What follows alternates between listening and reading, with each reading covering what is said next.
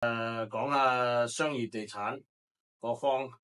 你哋頭先講緊稅、保險、維修。我哋做商場嘅就唔同嘅。我哋有個租客會俾一個 base rent，第二個 rent 係叫 triple net。triple net 係乜嘢咧？係嗰個租客咧，佢就會俾佢嗰個部分，佢個地稅，佢嗰個保險。同埋嗰個維修，出邊嗰啲維修啊、燈啊、電啊、水啊，嗰都包埋。如果我哋啲地稅起咧 ，guess what？pass on 嗰啲出。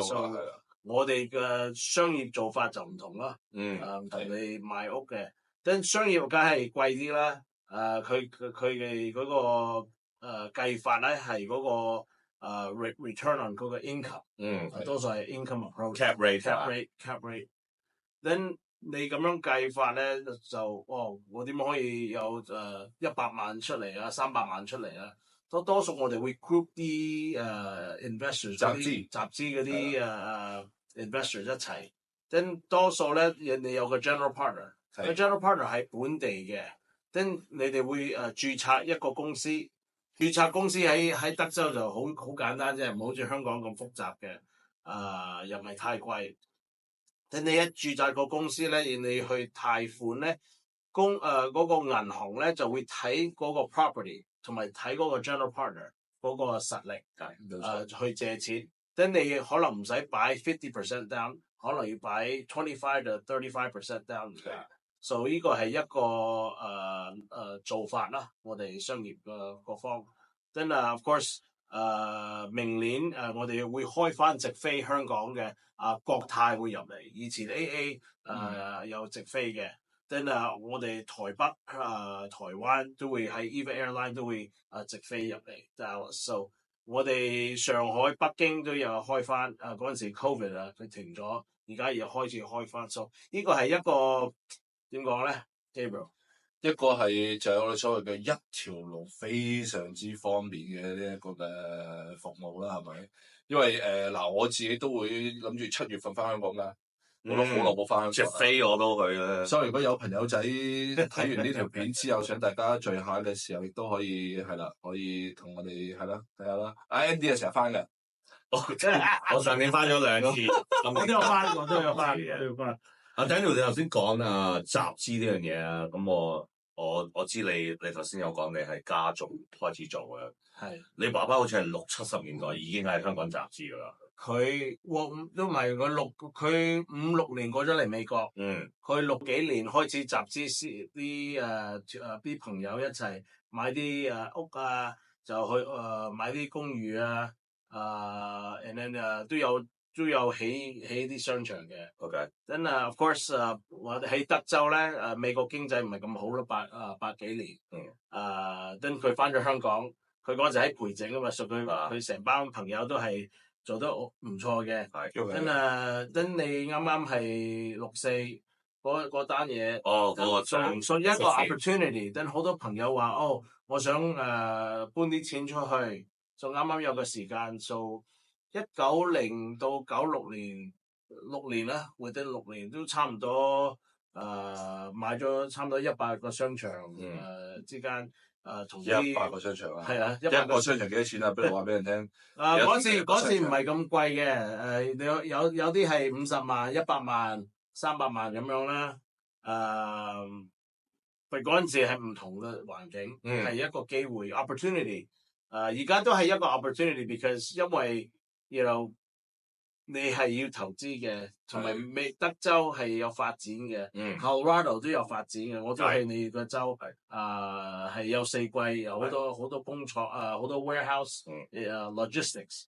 香港都係以前都係一個 logistics， 德州係一個 logistics， 同埋有工作。你最緊要你投資邊度係有得發展。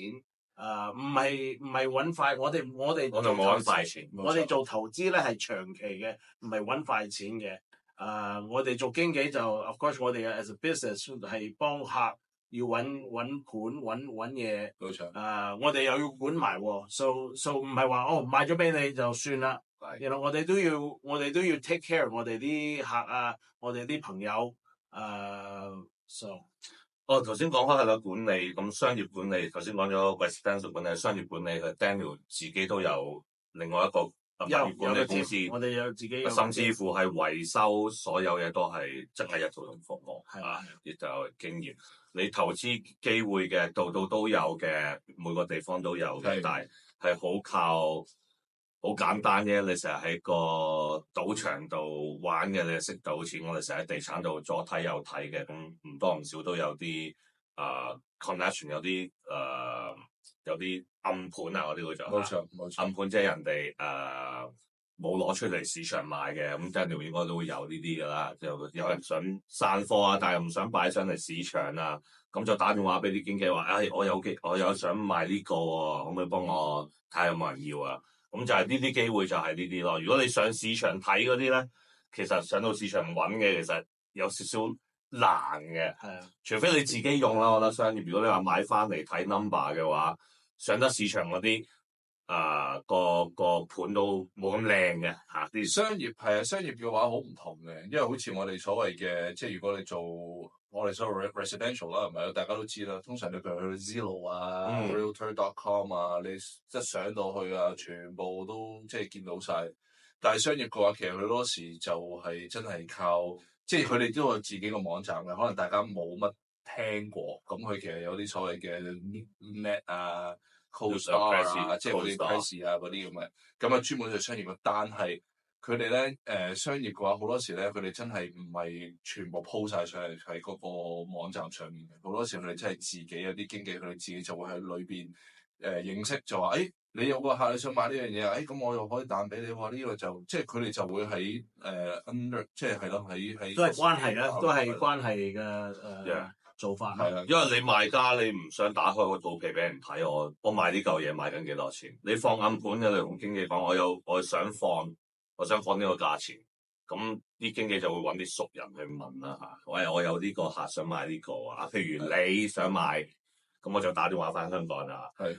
阿陳生啊，香港，我哋最近有呢個 Darling 有呢個盤嚇，靚盤，收入咧可以係7% 回報率嘅，8% 回報率嘅。點解會有啲筍嘢咧？有陣時啲人賣嗰陣時咧，去到人生每個人到嗰個部位咧，錢唔係咁大問題嘅，我唔想麻煩，或者我想做我下一步嘅嘢，咁我就國外賣 loss 數經啊，中文點樣講？我嘅損失係你嘅利潤啊，你嘅利潤，類似咁樣啦。所以呢啲又唔係成日有嘅，咁當然有機會有啦。咁亦都係，因為咧其實仲有一樣嘢咧，就係好似頭先 Andy 所講啦，即係好多時佢哋唔想俾人知啦。咁同埋其實我哋呢一邊即係講，譬如你買豪宅咧，嗰個方面都係嘅。呢一度點解有陣時好多其實啲豪宅咧都係暗底下走咗咧？咁或者有陣時你見到啲豪宅，點解 list 咗喺個市場上面，突然之間佢 cancel 咗，但係突然之間聽個 friend 講，佢點解佢又好似換咗手嘅？因為有陣時佢哋咁樣做法咧，就係因為佢想避咗嗰個地產稅。因為有陣時佢唔想將嗰個嘅 record，因為你知道有陣時可能佢嗰陣時買翻嚟300萬，而家佢賣翻出嚟嘅時候可能係成400-600萬啦，即係一個得係咪？咁但係佢有陣時嗰個嘅房地產個稅咧，佢就因為如果你一過咗手嘅時候，有陣時佢就驚你突然之間突然之間要鋪咗呢個600萬出嚟嘅時候，就用600萬去計你嗰個稅。咁所以有陣時佢就會私底下喺嗰度走咗。咁即係有陣時有啲咁嘅嘢，唔係話教大家去逃稅呢樣嘢啊，但係只係想俾大家了解清楚，即係有陣時喺個地產上面有好多嘅唔同嘅即係做法咯。咁都係合法嘅，只係就係講緊話，即係佢哋嘅做嘅方式嘅話，有啲咩唔同？因為我哋德州咧有個唔同咧，就我哋德州咧係一個所謂嘅 non-disclosure state 啊。咁嘅意思就係講話，我哋譬如你每一次過咗戶嘅時候，你見去加州啊嗰啲地方咧，你好多時見到你買一層樓，咁你就會即係你佢嗰個嘅賣嗰個價錢就鋪咗出嚟㗎嘛，係譬如 Zillow 啊咩都話。但係你德州咧買咗之後，咦？見到賣咗喎，就有 listing removed 喎，但係或者 sold 喎，但係冇咗個價錢喎。因為喺德州咧，我哋就有一個所謂嘅 non-disclosure state，話就係你唔需要去即係話俾人聽你嗰個價錢。咁所以有陣時我哋呢一邊嗰個我哋所謂 county 啦，即係個政府啦，佢哋嗰個股個銀行，即係嗰個物業價咧，因為佢哋冇知道，當佢唔知道你嗰個價錢嘅時候咧，佢就要根據翻佢哋佢攞到嘅數據咧，去估你嗰個嘅物業價錢。咁所以好多時其實嗰個物業嗰個價錢咧，即係如果喺嗰個政府裏邊嘅記錄咧，其實會比個市場價可能低啲。咁咧就會對你，即係對我哋作為一個嘅房地產擁有者嘅話，就有一個嘅好處咯。咁就唔需要俾咁多嘅房地產稅咯。咁所以就有呢一樣係啦，有呢樣嘢大家可以留意下。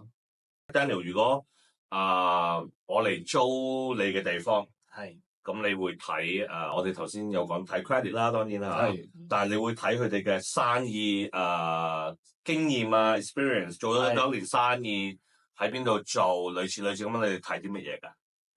睇個 business plan 啦，睇佢點解要呢個位置，點解會對佢嘅生意有好處啊？成日佢會就整一個 business plan 俾我哋睇。Then of course 睇佢哋嘅 credit 啊，then 睇佢嘅經驗經驗咯。有啲人係第一次做生意嘅，佢嘅經驗係以前做取嘅，先開咗一個餐館咁樣。then 睇佢嘅經驗，睇佢點樣做法咯。咁都安全喎，唔係話入嚟租就個個都租俾佢，你要 make sure 去揾到錢嚟交租啊。因為你會你唔想去做唔到生意啊，做唔到生意就冇租收。同埋做生意嘅人同租屋嘅人個諗法唔同咩？唔同，係咪？佢係要做生意嘅，佢知道佢要用呢個位置揾錢。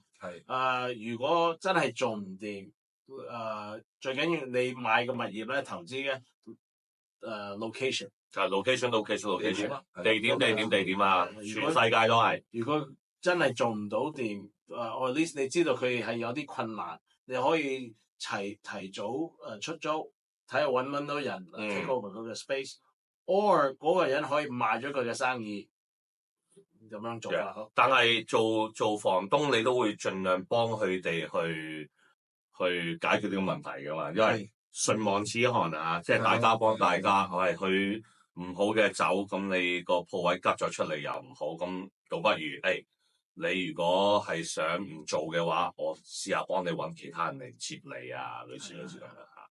Because 你要諗下你做投資嗰啲租客，你要諗佢係你嘅拍檔，係咪？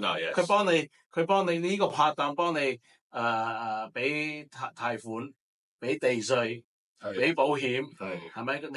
你要大家一齊create 一個 win-win situation。係，我覺得我嘅租客係我嘅客人嚟嘅，唔係點？咁梗係啦，佢俾租㗎嘛，佢俾租大鑊啊！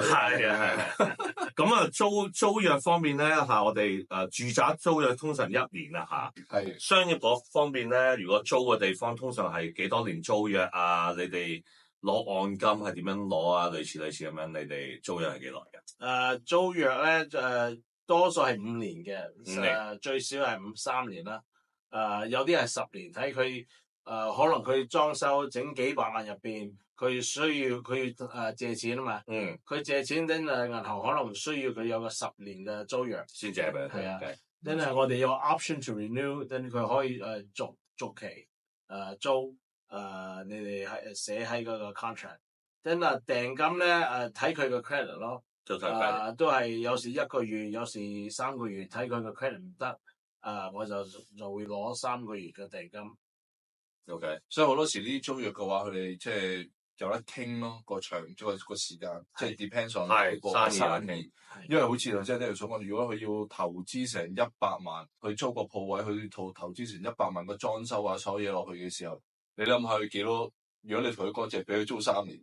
咁佢會唔會就咁掉100萬入去就去做啊？係咪先？因為佢要揾翻啲錢翻嚟噶嘛，咁所以佢要長翻啲時間嘅時候咁先可以做咯。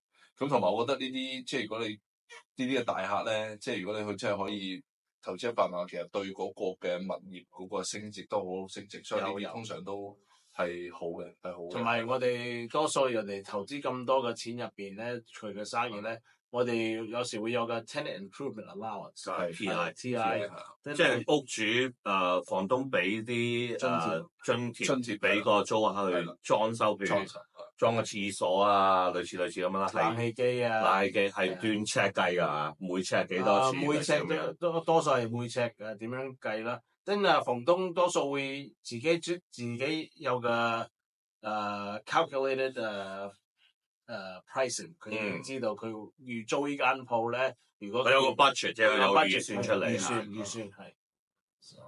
咁啊，同埋另外一樣嘢，我想提出嘅就係你哋係好多個鋪位㗎嘛，一個 centre。咁你哋會譬如阿 Gabriel 嚟開咗間 sushi 啦，我又想入嚟開 yakitori 咁樣，有少少 conflict，有少少大家打仗衝突咁樣咧，通常都係除非大家都覺得 OK 啦，但係通常都係唔會咁樣俾佢。所以一個商場咧，你有時可以有個 exclusive，你可以話我係做壽司嘅，其他人唔可以做壽司嘅。可以做翻日本餐，不過我唔可以做壽司，可以做咖喱咖喱飯咁樣咯。即係呢個係又係可以 negotiate 嘅。但係呢個都係保護 both 租客同埋房東都係，所以兩方面。所以你嘅經紀要幫你 negotiate 呢度咯。係啊。所以好多時即係要睇翻清楚呢樣嘢咯，因為每一個房東都唔同嘅。因為有一啲嘅我哋所謂嘅即係所謂嘅呢啲商場啦，佢有一啲咧就係專門就係可能供係食嘢，係咪？有啲即係可能俾你可以有唔同嘅美食喺裏邊，打造唔同嘅美食，好似成條美食街咁樣樣。咁佢當然可以俾你有唔同嘅嘢食啦。咁但係有啲嘅話，可能佢就係專門係話佢想多元化啲嘅，咁啊唔想就係專攻食嘢嘅。